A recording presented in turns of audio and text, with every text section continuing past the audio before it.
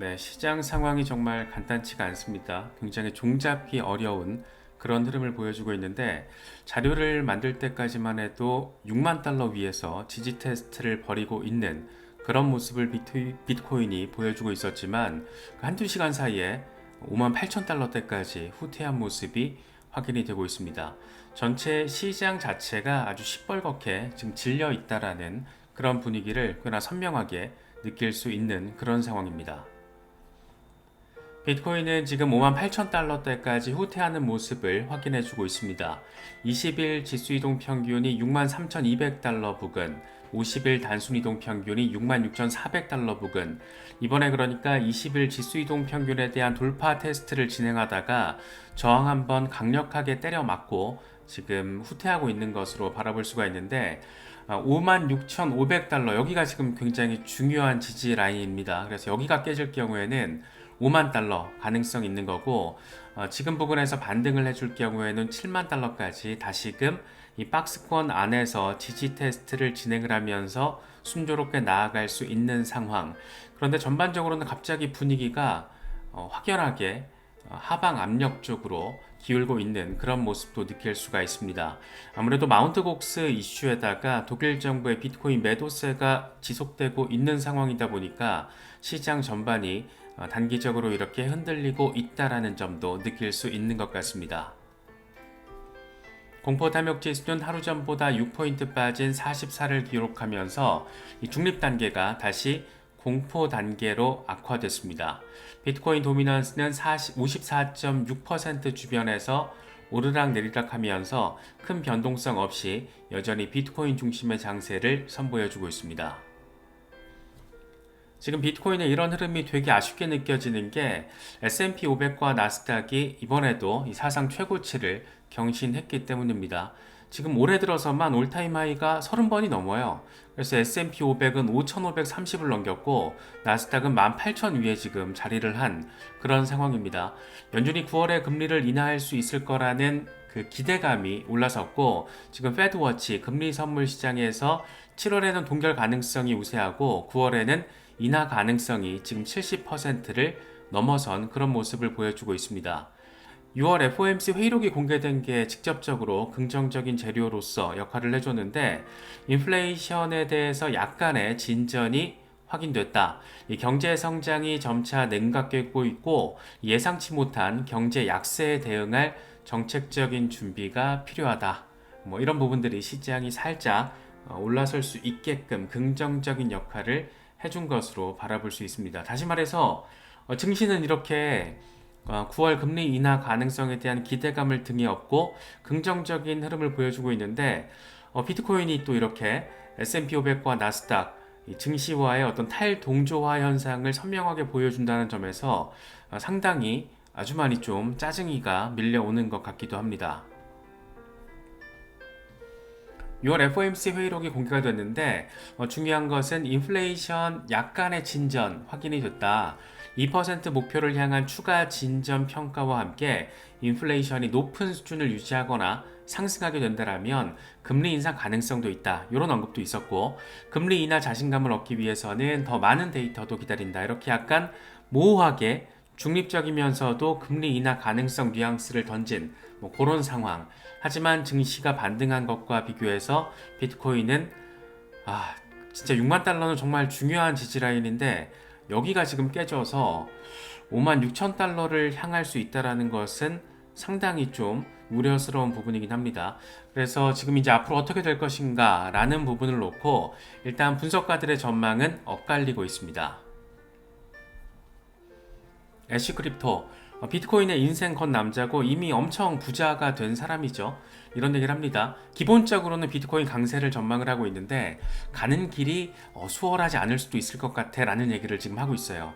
비트코인은 FTX 붕괴 이후에 15,400달러에서 74,000달러 근처까지 상승을 했고 지금 강세장 초기 단계에서 통합을 진행을 하고 있다. 48,000달러에서 52,000달러까지 조정 가능성이 있고 10만 달러 이상 상승하기 전에 이게 바닥이 될 것이다 라는 얘기를 하고 있습니다.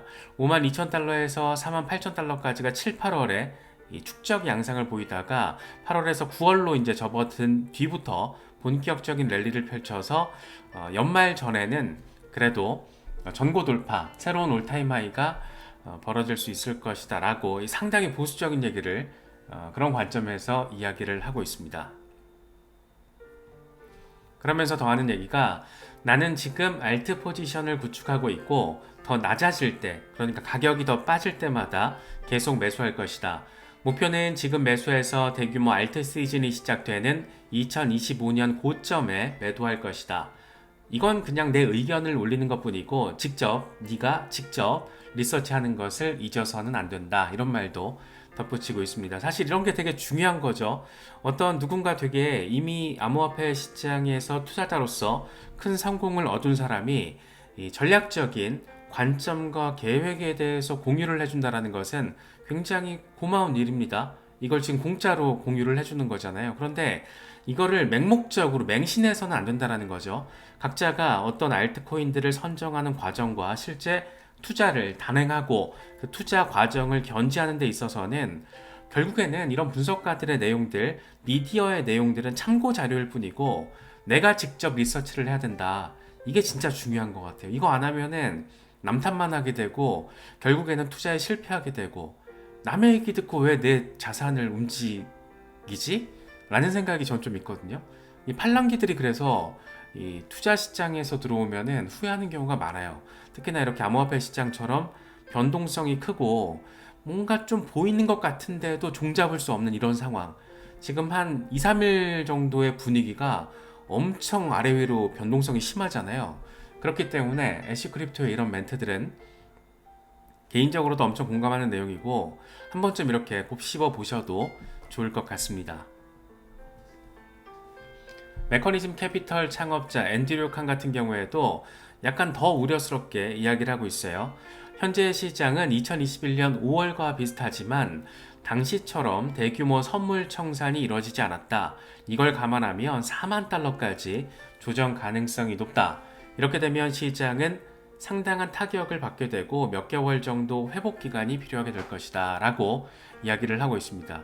개인적으로는 동의가 잘 되진 않아요. 왜냐하면 2021년과 지금을 단순 비교하기는 어렵죠. 왜냐?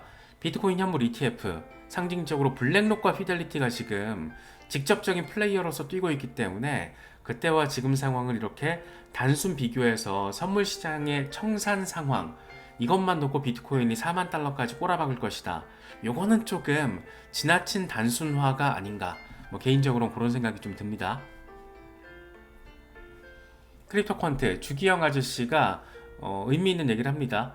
이번 사이클은 조금 다르다. 자금의 원천이 달라졌다. 비트코인 현물 ETF는 이제 전체 현물 ETF 현물 거래량의 4분의 1을 차지한다. 이번에는 신규 자금 그 어느 때보다 성숙했고 앞으로 훨씬 더 많은 성숙한 자금이 들어올 것이다. 성숙한 자금은 보통 다이아몬드 핸들을 가지고 있다. 이 기관들 중심의 장세가 이전과는 질적으로 다르다는 얘기를 하고 있는 거죠. 그렇기 때문에 지금 이미 1월 출시 이후 지금 그러니까 딱 6개월 됐네요.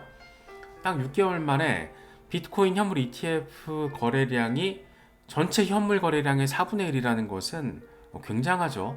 굉장한 어떤 진전입니다. 그런데 이게 앞으로 또 6개월 그리고 또 6개월 이런 식의 관점에서 봤을 때 어느 정도 가속도가 붙게 될 것인가. 사실 아직 기관들 제대로 들어왔다고라도 이 표현을 하기가 어려운데 어떻게 될 것인지 상당히 기대감을 안기는, 그리고 상당히 지금 상황에 대한 적확한 의미 분석이 아닌가 생각이 됩니다. 분석가 엘리아 같은 경우에는 되게 시적으로 얘기를 하더라고요. 하지만 기억해라. 모든 사람들이 패닉셀을 시작할 때 그때가 바로 매수할 적기라는 것을 점점점 이런 얘기를 하더라고요. 그래서 지금은 너무 이렇게 쫄아서 패닉셀 할 때는 아닌데 이게 또 개인마다 다를 수가 있잖아요. 이 시장에 대한 어떤 관점이나 준비나 경험성에 대한 어떤 그런 부분들이 차이가 다 날 거기 때문에 누군가는 쫄아 있고 누군가는 기쁘게 박앤세일로 받아들이고 있고 그런 게 아닌가 싶습니다. 센세이라는 암호화폐 분석가가 있어요. 이름이 선생님이죠. 지금 비트코인을 판다고 생각해봐라. 72,000달러 불가피한데 과거에도 보면 어려운 시기가 있었고 횡보가 지루하고 어려운 시기가 있었고 지루한 횡보 어렵고 또 어렵고 얻어맞는 것 같아도 결국에는 어마어마한 폭등 장세가 펼쳐졌다라는 거. 지금 좀 어렵다고 여기서 좀 빠졌다고 겨우 이거 가지고 엄청 후회할걸? 이라는 얘기를 하고 있는 거죠. 포브스에 아주 굉장히 전폭적인 제목의 기사가 떴더라고요. 어제자예요, 어제자. 그래서 트럼프가 지금 비트코인을 전략 자산으로서 언급을 했다. 이걸 지금 던졌다라고 했는데 제목 자체가 너무 약간 제목 장사를 했구나. 트럼프는 기본적으로 쿼트를 달아서 나는 비트코인을 전략 준비 자산으로 마련하겠다. 이런 얘기는 한 적은 없어요. 그런데 비슷하게 해석할 수 있게끔 멘트를 좀 던져준 거를 해석을 한 거죠. 제목 장사를 좀 한 겁니다. 네, 포브스가 이렇게 하니까는 조금 더 눈에 띄는 거죠. 우리는 남은 비트코인을 모두 미국에서 채굴하고 싶다. 비트코인을 방해하려는 정책은 중국과 러시아에만 도움이 될 것이다. 이게 트럼프의 멘트입니다. 이런 멘트를 기반으로 이제 중국, 러시아까지 등판을 하니까 비트코인을 전략적인 준비 자산으로서, 그러니까 이게 단순히 디지털 커런시나 크립토 커런시의 관점뿐만 아니고 일단 지금 상황에서는 지정학적인 관점, 외교적인 관점에서까지도 비트코인을 놓고 바라봐야 된다 라는 굉장히 전폭적인 해석을 포브스가 지금 제시를 했다라고 바라볼 수 있는 부분입니다. 아무튼 분위기 자체는 엄청 지금 전환이 되고 있다는 것을 매일같이 느낄 수 있는 것 같습니다. 뉴욕타임스가 지금 이 마당에 바이든을 한 방 때렸습니다. 11월 출마를 놓고 측근에게 고민을 토로했다 라는 기사를 낸 거예요. 그래서 이거 나가고 나니까 이 폴리마켓에서 바이든 경선 사퇴 확률이 80%로 급등했습니다. 그 전까지만 해도 50%였는데 여기가 확률 게임 하는 데잖아요. 그러니까 일종의 맞히면은 상금이 되게 높아요. 막 $10,000,000 막 이래요. 그런데도 지금 바이든 경선 사퇴 확률이 80%. 정치적으로 이게 지금 바이든 할아버지도 간단치가 않을 것 같습니다. 물론 백악관은 전면 부인을 했지만 전체적인 상황이 이게 완주는 좀 쉽지 않겠다. 뭐 이런 생각을 조금 갖게 만드는 그런 지금 상황이 펼쳐지고 있습니다. 그래서 뭐 제프리 캔드릭 같은 사람은 이런 얘기 하는 거죠. 8월에 비트코인이 올타임 하이를 경신할 것이다. 11월 대선일까지 $100,000,000에 도달할 수 있다. 바이든이 출마를 강행하면 트럼프 당선 확률이 높아지고 이건 비트코인의 호재로 작용할 수 있다. 반대로 바이든이 출마를 포기하고 미셸 오바마 같은 영향력 있는 후보로 대체가 된다면 비트코인은 약세를 나타낼 것이고 이럴 경우에는 $50,000에서 $55,000까지도 후퇴가 가능하다. 바이든이 경선을 강행한다면 비트코인을 매수할 수 있는 환상적인 기회가 찾아올 것이다. 8월 4일 미국 대선 후보 등록 마감일까지 바이든 행보를 주목해야 한다라고 이야기를 합니다. 크립토 커런시에 투자를 하고 있다면 바이든이 이번 경선을 완주하기를 대선 후보 등록까지 마치기를 기도를 해야 되는 상황이 돼버렸습니다. 조금 얘기 되는 인물로 대체가 된다면 약간 흔들릴 수가 있겠죠. 그래서 일단 바이든의 어떤 침해 의혹이 상당히 짙게끔 상황이 이어지다 보니까 이렇게까지 얘기가 나오고 있는 건데 어쨌든 뭐 종교가 있든 없든 트럼프의 당선을 기원을 하면서 동시에 바이든이 경선을 완주할 수 있기를 기원해야 하는 뭐 그런 되게 아이러니한 상황이 지금 투자자로서는 조금 펼쳐졌다라는 걸 좀 느낄 수 있는 것 같기도 합니다. 리플 소송은 아주 흥미롭게 진행이 되고 있습니다. 정말 소송 막판에 이제 결과만 나오면 되는 상황에서 양측이 아주 그냥 물어뜯기를 장난 없게 하고 있는데 이번에 SEC가 리플의 주장을 전면적으로 반박하는 입장문을 법원에 제출했습니다. 리플의 바이낸스 케이스 판례 인용에 대해서 반박 의견서를 제출을 한 건데 바이낸스 판결과 리플 소송은 전혀 관련이 없다. 현재 진행 중인 분쟁에 다른 사건을 포함시키려는 의도일 뿐이다 라고 이야기를 하고 있습니다. 딱 들어도 그러니까 XRP 홀더 입장이 아니고 상식적인 관점에서 바라보더라도 말이 안 되죠. 어떻게 법원의 판례를 관련이 없다라고 말할 수가 있는 걸까? 일단 그런 생각이 우선적으로 드는데 이번에 컬럼비아 지방법원에서 에이미 버먼 잭슨 판사가 BNB 2차 시장 판매를 투자 계약이라고 간주하기에 충분하지 않다. 그래서 이 기소 내용을 지금 기각시켰잖아요.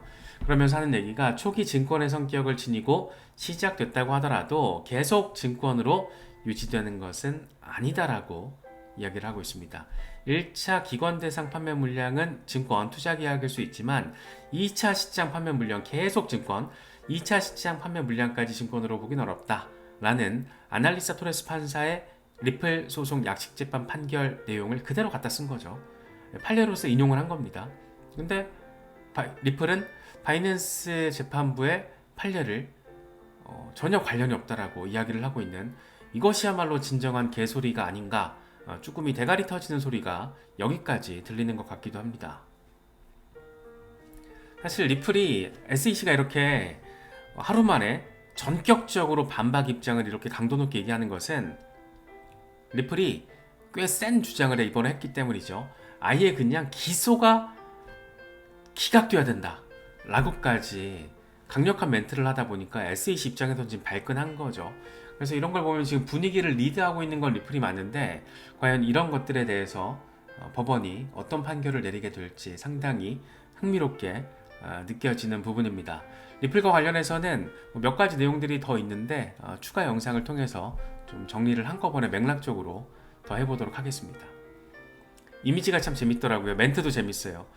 비트코인을 너의 이름을 위해서 사지 말고 너의 성을 위해서 사. 그러니까 나 개인이 아니고 자손들, 자식들을 위해서 매수를 하는 거야. 비트코인은 너 자신을 위해서 매수하는 게 아니고. 멘트 재밌죠? 그러면서 for the future, 미래 세대를 위한다라는 거죠. 그러니까 비트코인은 단순히 나만을 위한 투자가 아니고 나의 제너레이션, 자손들에 대한 투자까지 될 수 있다. 그래서 콜드 월렛에 따로 요즘에 어떤 뭐 비트코인이 됐든 이더리움이 됐든 XRP가 됐든 따로 보관을 하시는 분들 계시잖아요. 그냥 수익화가 목적이 아니고 자식한테 물려주겠다라고. 되게 멋있게 느껴집니다. 그런 분들 보면. 그래서 그런 어떤 투자 스탠스도 상당히 의미 있다라는 생각이 듭니다. 참고로 저희 채널에서는 콜드 월렛, 디센트 월렛과 파트너십을 맺고 있습니다. 콜드 월렛 제품이 되게 많은데 디센트 측과 파트너십을 맺은 것은 국내 기업이라서 한국어 AS가 가능해요. 아무 때나 전화하면 다 답해줍니다. 그래서 관심 있으신 분들은 디센트 월렛, 사실 뭐 내 자산을 내 금고로, 개인 금고로 보관을 하겠다라는 거기 때문에 뭐 한두 개 정도 가지고 있는 것도 저는 괜찮다라고 보거든요. 저도 2개 가지고 지금 활용을 하고 있는데, 관심 있는 분들, 가격도 얼마 안 하니까 할인율도 좋습니다. 그래서 관심 있는 분들은 오른쪽 상단 링크를 통해서 확인해 보시면 좋을 것 같습니다. 시장이 흔들흔들하고 정신 하나도 없는데 뭐 누군가에게는 바이 더 딥의 기회고 박앤세일의 찬스이기도 합니다.